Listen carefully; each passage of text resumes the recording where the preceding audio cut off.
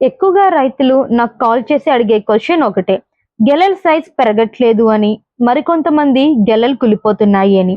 గెలలు కుళ్ళిపోవడానికి కారణం ఏంటి? కుళ్ళిన గెలలను ఏం చేయాలి? అసలు గెలలు కుళ్ళిపోకుండా ఉండాలి అంటే ఏం చేయాలి?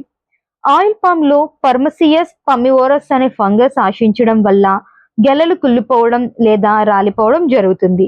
ఇదే కాకుండా వాతావరణం, పోషకాల లోపం మరియు యాజమాన్య లోపాలు కూడా కారణమవుతాయి. సరైన పరాగ సంపర్కం జరగకపోవడం కూడా గెలలు కుళ్ళిపోవడానికి ఒక ముఖ్య కారణం. ఆడ పుష్పాలకు సరైన పరాగ సంపర్కం జరగనప్పుడు ఆ గెలలు సరిగ్గా అభివృద్ధి చెందవు. ఇలాంటి పండని గెలలు లేదా నిలిచిపోయిన గెలలపై ఫంగస్ త్వరగా దాడి చేసి కుళ్ళిపోయేలా చేస్తుంది. అలాగే అధిక తేమ మరియు వర్షాలు కూడా ఒక కారణం. వర్షాకాలంలో గాలిలో తేమ ఎక్కువగా ఉన్నప్పుడు, తోట దట్టంగా ఉండి గాలి, వెలుతురు సరిగ్గా తగలనప్పుడు ఫంగస్ త్వరగా వ్యాపిస్తుంది.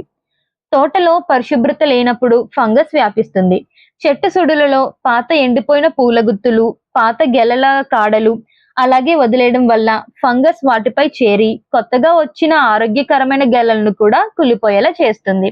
అలాగే పోషకాల లోపం కూడా ఒక కారణం.